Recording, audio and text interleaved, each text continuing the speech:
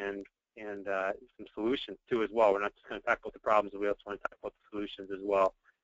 So what's the problem today is, we've got more health foods, more health clubs, more things going on right now in this country than ever.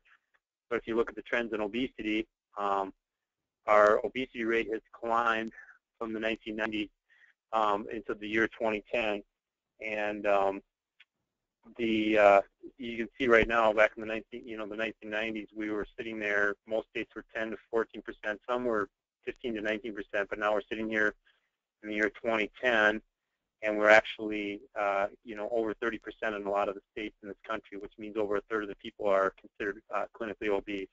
So things are not getting better; they're getting worse, and we have to do something about the problem. And I want to address some of the reasons why tonight.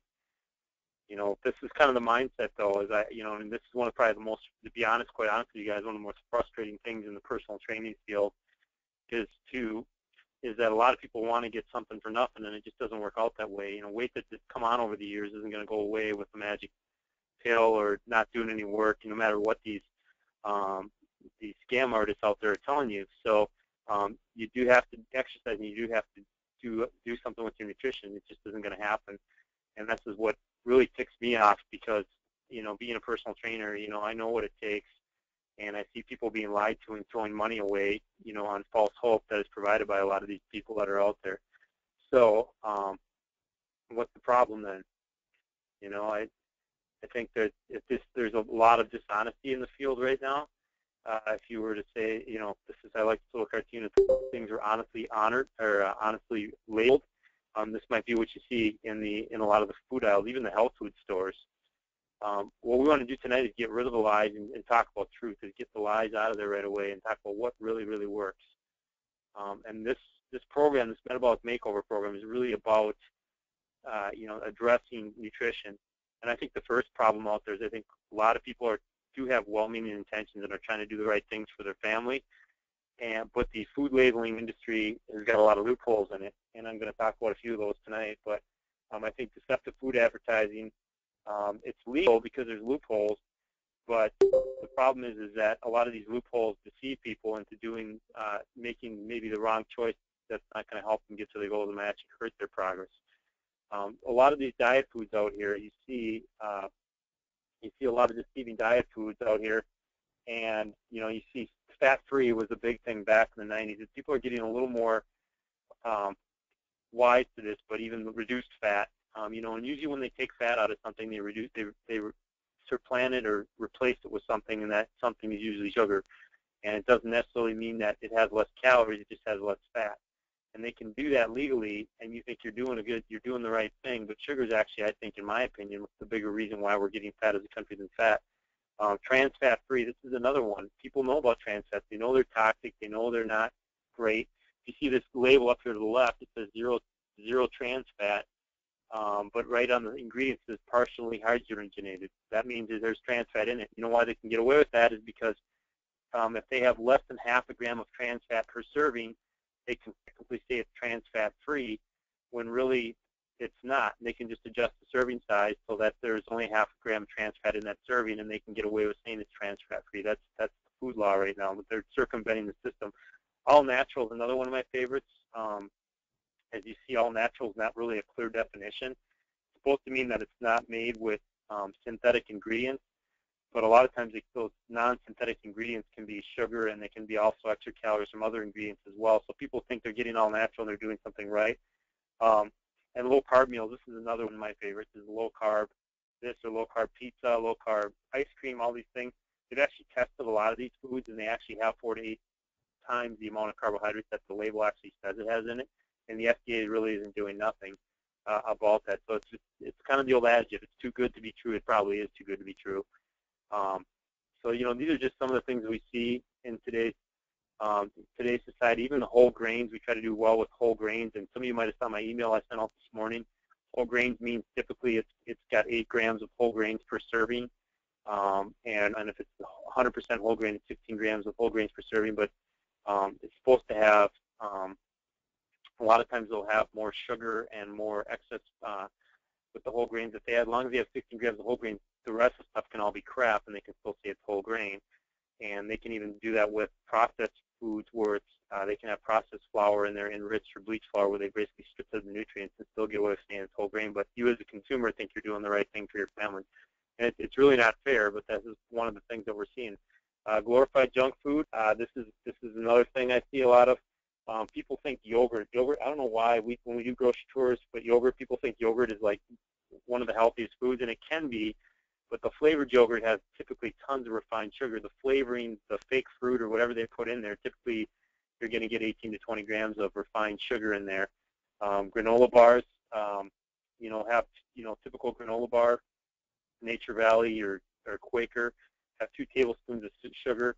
Actually, Nature Valley granola bars, they found have the same amount of sugar as a bowl of Fruit Loops, and they have less. And Fruit Loops actually has more fiber than a Nature Valley granola bar. But what do we think? We think Nature Valley is a nice, healthy snack for our kids, right? We use it around the house, but once again, we're being duped. Omega-3 Oreo cookies. I mean, let's get real. But people buy into this stuff, and once again, more lies and deception being spewed into the American public. And the healthy breakfast, a lot of these things like Slim Fast has more sugar in it than Hershey syrup, and it can break down quickly, just like sugar, just like eating a bowl of sugar.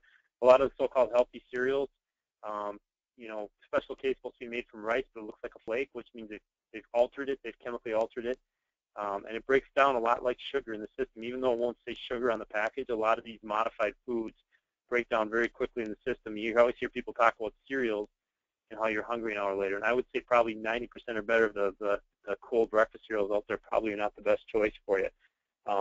And so you want to make sure that you're picking wisely with your breakfast, because if you get it wrong at breakfast, it's hard to catch up later in the day. So you're seeing a lot of deception and lies. And then the other thing too is the old adage of the salad. I'll just eat a salad. I'll eat a salad. Salads are nice and healthy, right? You can't go wrong with the salad. Let me give you a little bit of a reality check on the salad. So Chipotle chicken salad, 720 calories, 41 grams of fat, 2,015 milligrams of sodium. That's a lot of calories and a lot of sodium and a lot of fat in one sitting. That is 700. That's more than a Whopper. A Whopper carries 670 calories, 11 grams of fat, and 1,020 milligrams of sodium. So you're actually better off eating a Whopper than a Chipotle chicken salad. Or chopped chicken from P.F. Chang's another example. 730 calories, 48 grams of fat, 1,280 milligrams of sodium. Once again, it's about another 60 calories more than the Whopper, and has more fat and more sodium. So don't be deceived by the salads. Your best salads are the ones you make yourself. And a lot of people fall into that trap. They'll just go to Chipotle or Wendy's or whatever and get a salad, and a lot of things are in there that they aren't really aware of, and they wonder why they're not losing weight. So this is just some of the deceptive food practices we're seeing out there. Now let's just talk about the deceptive exercise practices. The miracle exercise machines. You see it all the time. You get hired guns, you get physical therapists, you get celebrities whose body did not get that way from the machine they're promoting, but they're getting paid a lot of money to say it did. But there's these machines that, these are the end-all, be-all. A lot of times they're one-size-fits-all. And, anybody who's in anybody in the fitness field knows that the best bang for your buck in terms of burning calories and exercising the whole body and stimulating the whole body are going to be free weight total body exercises. And we always call them closed chain, meaning that you're standing on the ground versus riding a machine. That's going to engage more muscles, burn more calories. But these people won't tell you that. They'll tell you that their machine's going to solve all your problems. And, the body's very good at adapting. It's very, very smart. And so if you keep doing the same thing over and over again, you might initially get some results, but your body's going to plateau out. That's why weight training and changing up your exercise routine are so important. And with these machines, that really limits that. But they don't tell you that in those late-night infomercials. It's all about the abs. You can spot reduce, right? Get ripped, do the abdominizer, we've seen the electric belt you can throw on there, doing all the twists and all these things, so you can work your belly fat up. You can target your fat. The problem is fat is not owned by muscle. Spot reduction is a myth. And I'll tell you what, if it wasn't a myth, I'd be trying to make a lot of money on it right now. But these guys, they tout on that, and they don't. If you look in these infomercials in really small print, it'll always say contains a diet and exercise program. Results are not typical. There's some little disclaimer in there, but they keep it really small just to keep themselves legal-like. But then they really pour it on and let you guys think that this is the thing you need to do to work your abs and get the washboard. That's why we're focusing on nutrition. I'll tell you, just from my own experience and experience working with clients, is if you want to get the nice abs, if you want to see definition, you got to deal with nutrition. There's no way around it. There's no gizmo, there's no gadget that's going to do that.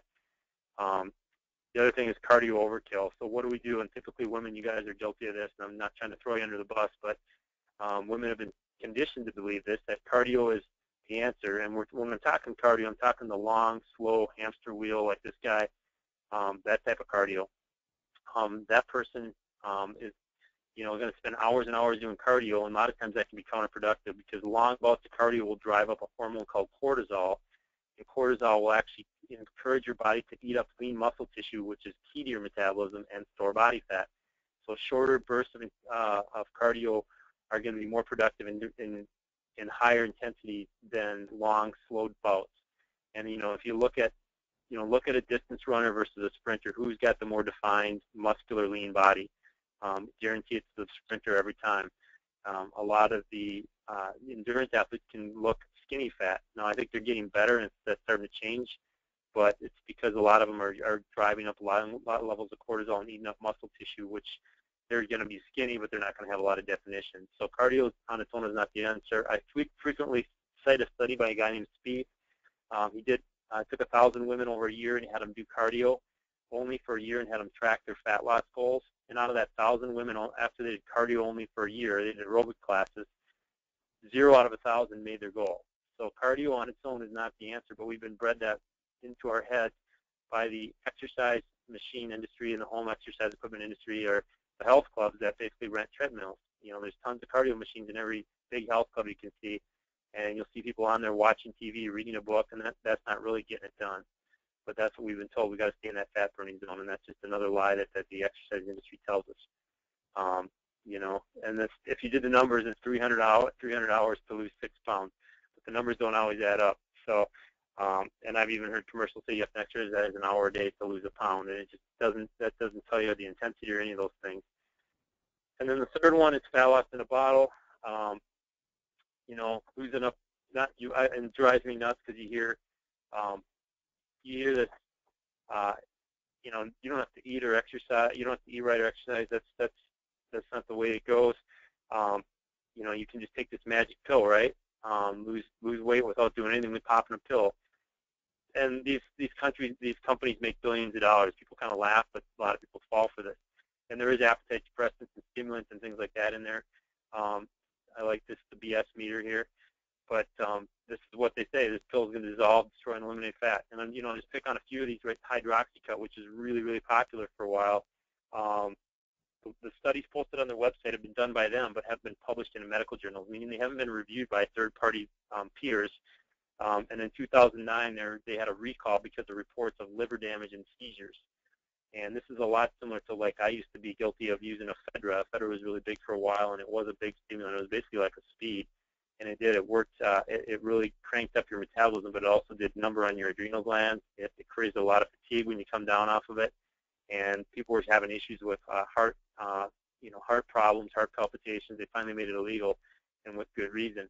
And that's what a lot of these are, is stimulants. And then you've got Dr. Oz, who I want to pick on because he's been in front of Congress testifying and defending himself, but he's notorious for having these magic diet pills.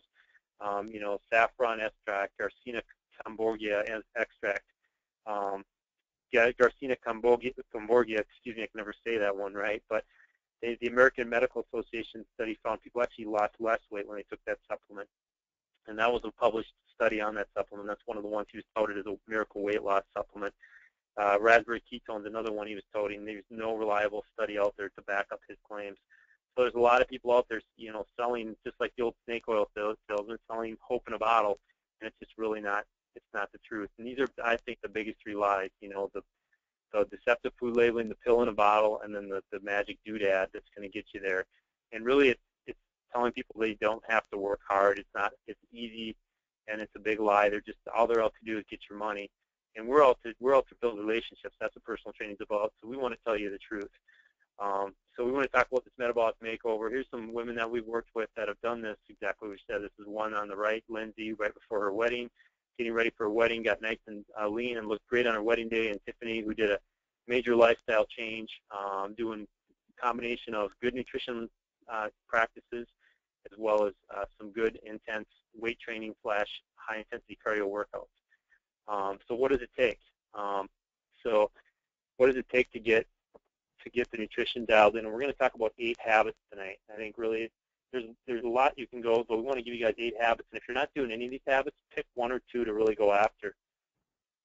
And so Allie, my intern, is going to take over.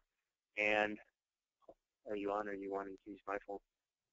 Okay, I'm going to hand my phone over to Allie because she's going to take over. This is part of her internship project, but she's going to cover the first 4, and I'm going to cover the next 4.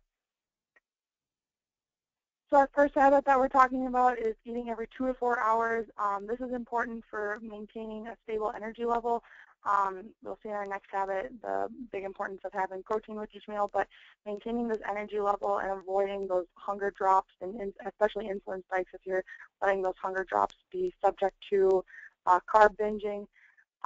Just maintaining that steady energy food level is going to be really important to avoid those serious drops, especially when we get into those drops. I know myself, if I'm not eating consistently, that I'm very subject to binge on ice cream at 8 o'clock at night after dinner, or before, if I don't get a good snack in before I go to bed. And so I know that we're all subject to that, and so it's very important to get in a meal every 2 to 4 hours. Kind of coming into our next habit, our habit number 2 is eating complete lean protein with each meal. And so this kind of ties in with the first habit as well, just because as well as eating every 2 to 4 hours with those meals, like I said, you want to incorporate a lean protein. Lean protein more likely being a chicken versus steak. Chicken, you're going to digest a little bit easier than if you take on a steak meal. So like the chicken eggs kind of meal versus a really heavy kind of fatty steak meal is going to be a lot easier on your body when it comes to digestion, especially once you get into your digestive tract and absorbing the nutrients from the meat. Just to give you an example, you want to think about eating about 0.8 grams of, like I'm 170 pounds, so I want to eat, if I'm trying to put on muscle, you want to eat about 1 to 1.5 times your weight in body grams. So like if I'm trying to put on muscle, I'm eating about 160, 170 grams of protein throughout my day. Whereas just for a general fitness level, if you're keeping yourself healthy, meeting those general requirements, a little bit of cardio, plenty of strength exercising, you want to think about eating 0.8 grams times your weight per day. So as for me, like I said, about 170 pounds, that being said, I would want to eat about 136 grams of protein a day. That is about 22 grams of protein a meal, and that's a good reference point because you want to think of your body can really only absorb 20 grams of protein per meal that you eat, and so that's about that every 2 to 4 hours. And the only time you're able to absorb maybe a little bit more than that is post-workout, so that's something to think about as well. But that 20-gram reference is a really good point to be around for a healthy diet. Our next habit number 3, eating vegetables with each meal. This is really, really, really important for taking in enough fiber for your daily regulation. With fiber comes water. Make sure that you're drinking plenty of water as well with this. But not only as on the fiber aspect of vegetables, there's plenty of vitamins and nutrients in vegetables that a lot of people try to get in like an everyday multivitamin. I know a very typical excuse is, oh, I don't really need to eat my fruits and vegetables because I'm going to take this multivitamin every day. Not to say that it's not important to have a healthy multivitamin with your diet every day, but it's also really important to get those natural vitamins, minerals, fiber from the vegetables that you're eating with every meal. Also, within our next habit, eating plenty of vegetables and fruit. So you want to eat plenty of fruits and vegetables, as well as you want your highest carb intake to be post-activity. So when you're at your most active point of your day, there's about a 30-minute window after where you want to eat. So if you're ever gonna carb load, you want to get it in within that 30-minute window of being done with your workout, because at that point you've depleted a lot of the glucose stores within your muscles, and that's going to be really, really important for muscle repair, especially if you're doing really heavy strength training.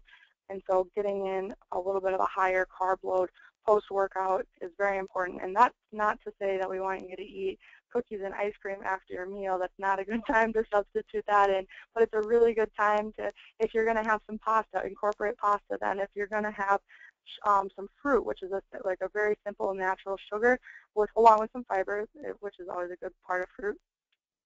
But incorporating that fruit or some of that pasta post-workout is going to be a really good time to take in those extra carbs in order to replenish your muscles and help that repair cycle kickstart, along with a good protein meal once you're done with your workout. So those are my 4 habits. For the next 4, I'll pass it back off to Eric.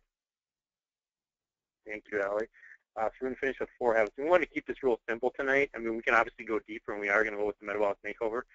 But we want to give you just some basic stuff to start with. And, yes, carbs, we've demonized carbs just to kind of add to our point a little bit. We've said carbs are all bad. And really, I think what Allie makes a good point is that taking carbs around your most active times a day means your body's going to use them and actually use them for energy and stores versus store them as fat. But we've gotten so carbophobic in our society that we just don't want to take any carbs in, and that's counterproductive as well.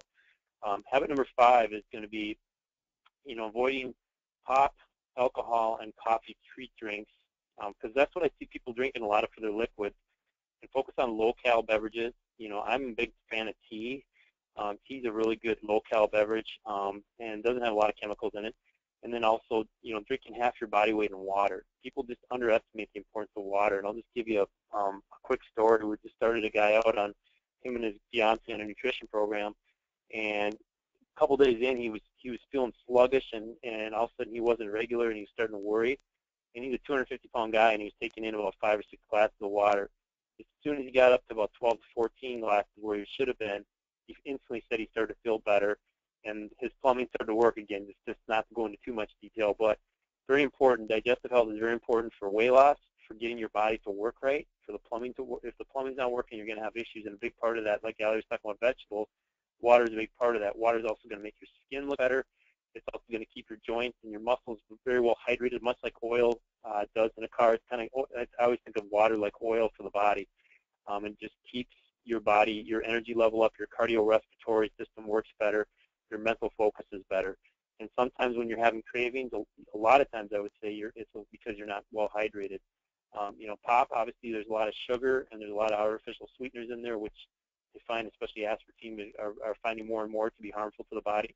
And then alcohol is not good either, because it's a lot of empty calories. You can't do anything with the calories from alcohol. And a lot of times alcohol, if you're especially drinking some of these frou-frou drinks like the margaritas and some of those, you have a lot of sugar in there as well. And you mix sugar and alcohol, that's a deadly combination. And then you got the drinks that, the carbo drinks and the Starbucks, even though they're called the skinny booze and stuff, a lot of times they're mixing saturated fat from the cream with a lot of sugar, and that's a deadly 1-2 punch. You really want to keep those very minimalized. We try to get people to use, the water, tea, and of course our Spark, to replace some of those things with those things, because you're getting hydration and you're keeping the body well hydrated, and that's a big part. And it's a simple part, but it's simple, but it is hard, because a lot of people are only getting about 2 or 3 glasses of water in a day. And when I'm talking about a glass, I'm talking about 8 ounces. So you got to make sure you're drinking water throughout the day. And a good test to know if you're well hydrated is if you're peeing clear. If you're peeing clear, you're probably well hydrated. If you're peeing orange, you're not well hydrated. That's just a really easy way to tell. And on hot days, like we have the past few days over the weekend, you're probably going to need more than half your body weight in water. So you got to kind of adjust it according to the weather and activity level as well. Step 6, eating whole foods wherever possible, and use meal replacements once or twice a day if needed. I'm not a big fan of like the slim fast and stuff where people there's a lot of plans out there where you just drink shakes. You got to learn how to eat whole foods. I think a shake a day might be a good meal replacement shake, a high quality one. Might be good for breakfast in the morning, or maybe like during lunch if you work a lot from your desk versus going to the vending machine. But you got to eat whole foods. And we're talking about good foods, not things from boxes and cans, but things you actually get fresh or frozen that you actually have to cook and take a little bit of effort to cook. Because when something cooks instantly, I guarantee an instant type food, if it cooks quick, it's processed. It's especially like a lot of the rices and pastas and cereals like oatmeal, if they're instant, people think they're doing a good thing. And here's another thing, is if they're instant, they've been altered to cook quick, well, they'll break down quick just like sugar does in your system. They act just like sugar. So making sure we're eating those whole foods, and fruits and vegetables are kind of an obvious one, but being very diligent about, like, hey, if I'm going to eat oatmeal, I'm going to have the old school, the long cooking thing, the long cooking rice, the stuff that takes a little more effort to cook, because that's going to be a healthier carbohydrate that's going to break down slower, much like a time-release drug.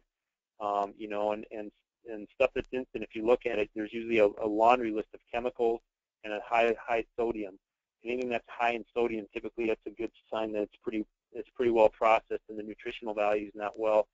And when the nutritional value is low in a food, your body's not going to feel as satisfied. That's why you get hungry. Think about, I always like this analogy of a bowl of potato chips and a bowl of apples. You know, you can eat the whole bowl of potato chips and you still feel hungry, but the bowl of apples, you're going to eat one apple and you're going to be fine. And that's because an apple is a nutritionally dense food. It has a nutritional value. It has nutrition, actually has nutrition in it, where potato chips really don't. And that's why when you keep eating it, you never feel satisfied because your body's not getting anything from that. Habit number 7. This is a big one, and this is one people kind of roll their eyes at and they don't want to do, but I'll tell you what, this takes some work. And this is probably one of the biggest habits. You know, we can tell you about carbs, we can tell you about protein, we can tell you about how many grams per pound of body weight, but the habit is key to being successful at the nutrition thing, and that means you got to plan ahead. And most people don't do this. They get into their day and they react. They don't have anything they brought to work for lunch, so they run out and they get something. They run to Subway or they run to Chipotle, and they think they're doing, like they said before, they're getting a Chipotle salad and they're thinking, hey, I'm doing good, but they're getting 720 calories that they probably don't need. When they could get, you know, if they made a salad at home, they'd have something that would be half that, and would be a much healthier choice. So preparing food in advance, and a lot of times Sunday is a good day to do that. Go out and shop, cook up some food for the week, plan your meals for the week. You know, make sure you have good food in the house on hand, because when you're hungry and you get home from work and you don't have anything at home, it's really easy to swing to the drive-thru or eat out every night.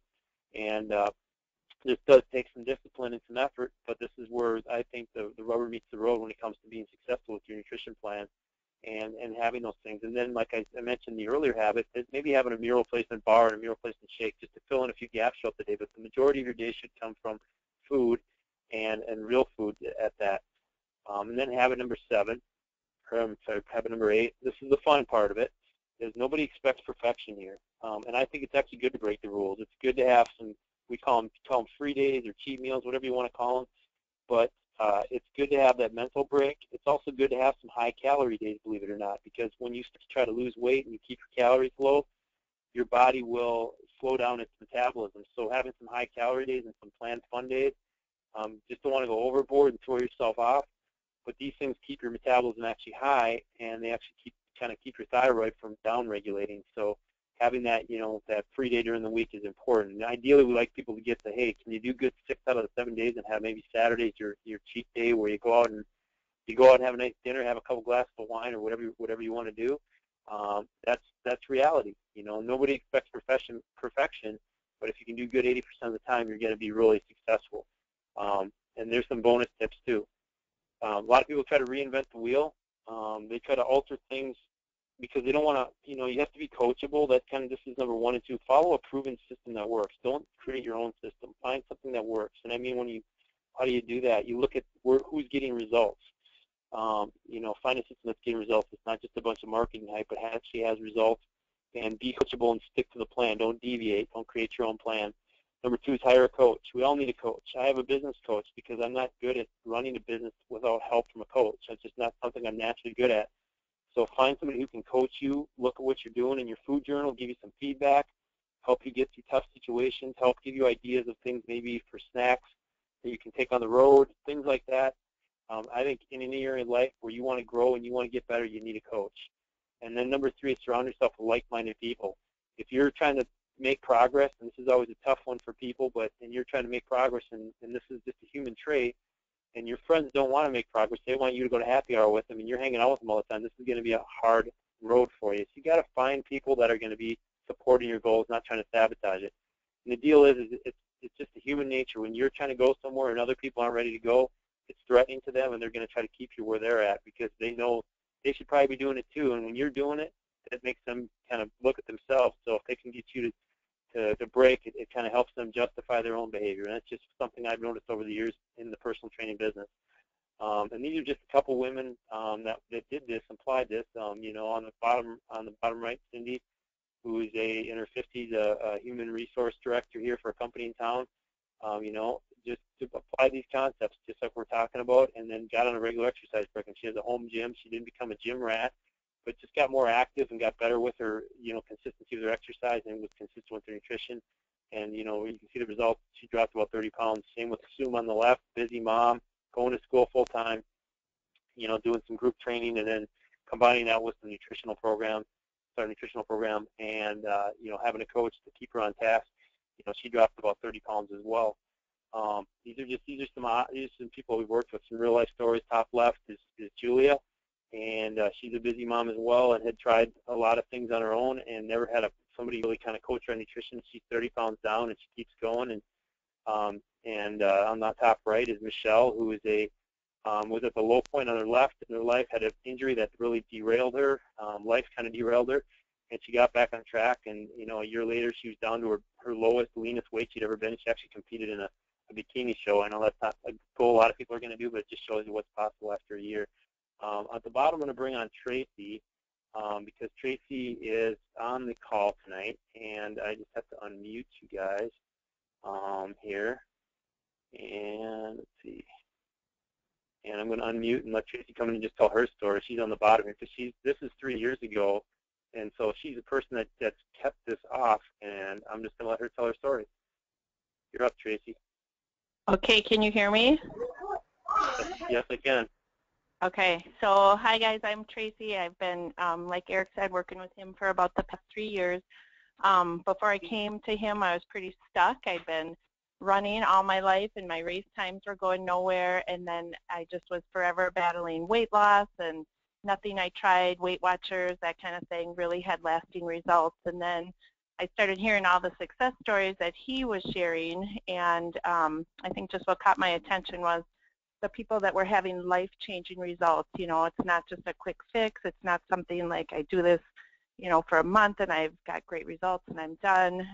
They were life-changing results. So I got started on the 24-day challenge that they do with Advocare, and I could see for myself that I just had immediate results. My energy was better. I learned how to eat, like he was saying, the right combinations of foods at the right times to help my energy level and support my level of activity. And then for weight loss, I went down 20 pounds, 44 inches, and I got my body fat to an all-time low over a course of time. And then as a result, I was able to cut 20 minutes off of my half marathon times, and I just kind of keep hitting PRs on the races that I do. So for me, what's happening is I'm getting older, and I'm getting stronger and faster as I get older, and I just really never expected that to happen. But it's really because I found a system that works, and the system that I found is, you know, the personal training, the nutritional coaching, and the Advocare products that they use at Pure Vita. So it just has changed my life, and like you said too, you know, find a system that works, follow a proven plan, and hire a coach, and there you go. That's what you need. So that's my story. Awesome. Thanks, Tracy. Thanks for sharing. Yep. All right, so I mean, these are real life people that live in your neighborhood. We don't have any airbrush models or lighting, fancy lighting. We just try to take pictures of real people that you can relate to. You know, so this metabolic makeover, what does this entail? Now, some of you guys are clients, so we might have a different but if you're not a client, a current active client with us, this is what's included. You're going to get 2 meetings. This is a 30-day challenge. You're going to get an initial meeting with one of our fitness professionals who's going to assess you, take some measurements of body fat percentage. They're going to put together a program over the 30 days for you and set some goals with you. And they're going to meet with you again at the end to reassess you, reprogram you, and then give you a program going forward. And there's going to be 4 webinars. We're going to do them on Tuesday nights just to kind of educate and empower you. And what I want to do on those webinars is you know, have people share their wins at the beginning, just a little bit of accountability. People that are on the webinars can get on and talk about their wins for the week. And then we're going to go through some different subjects. And number one, we're going to talk about digestive health because that's where it all starts. The next one is going to be about insulin resistance and blood sugar. The third one will be about reading food labels. And then the fourth one will be about smart supplementation. Just what kind of supplementation should you be doing and why should you be doing it? And how do you pick out a good supplement? And so just some basic things over 30 days, and those basic things will get you a long way. I used to be a coach, and being a coach, a lot of times you got to go back to the fundamentals, and that's what we want to do with this. Is because a lot of times people try to do crazy things, low calorie, HCG, all these crazy diets out there, and we got to get back to the basics with this and the stuff that really works that you can carry with you for the rest of your life. We also have, as part of this is, and some of you, you've already got access to get this on your own. But if you don't, this is what we use. We use this 24-day challenge system. We are not, Slim Fast or anything like that. We choose to use Advocare products because they work for us to help us fill in gaps.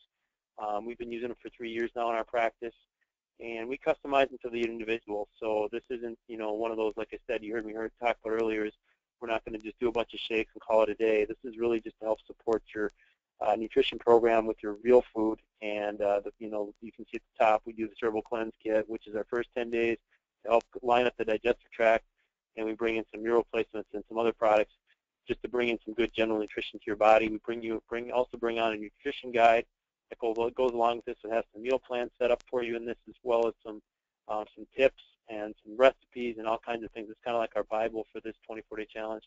The total cost of our program is going to be $229. The value of it, if we were going to charge full price, but we want to do a test run to see how this thing works and then start doing this on a regular basis, is going to be $229. And if that's tight for you right now, I don't want that to be a barrier. You can do it in 2 installments of $114.50. So that's really, and I always say, people always price out personal training, but really 70-80% of results is nutrition. So I wanted to create a nutrition-focused program that was short-term, 30 days, to really get people up and going and help them get some success with their nutrition. I got a couple emails today, and I kept seeing the words, overwhelmed, stressed out, and just getting overwhelmed by all the nutrition information out there. And that's what I kept seeing over and over again.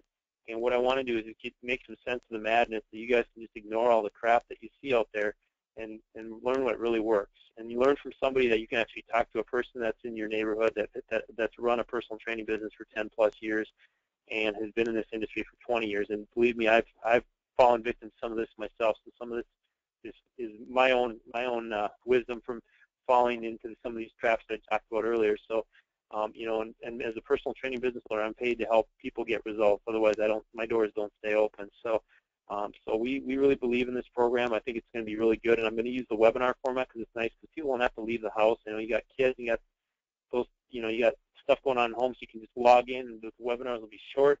I'm thinking 30 to 45 minutes tops, and not take up a lot of time to get the information you need and move forward. And your coach will be keeping tabs on you to make sure you're staying on track as well, and making some results over 30 days. You come into the fall feeling good about yourself and feeling like you've got this thing back under control. I know summer is a challenge for myself and for a lot of our clients here as well. So, we got a lot of cookouts and a lot of cabin trips. So now's a good time to think about getting back on track. So next steps, if you're in, you can either message me in the chat box during this, or you can call or email me and say, hey, I'm in. I want to get it signed up with a coach. We'll get you set up with an initial meeting this week. And we'll kick off next Tuesday with the first webinar of the program at 7 p.m. And other than that, are there any questions? I'm going to unmute the lines here, and I'll leave it open for a few minutes. Does anybody have any questions?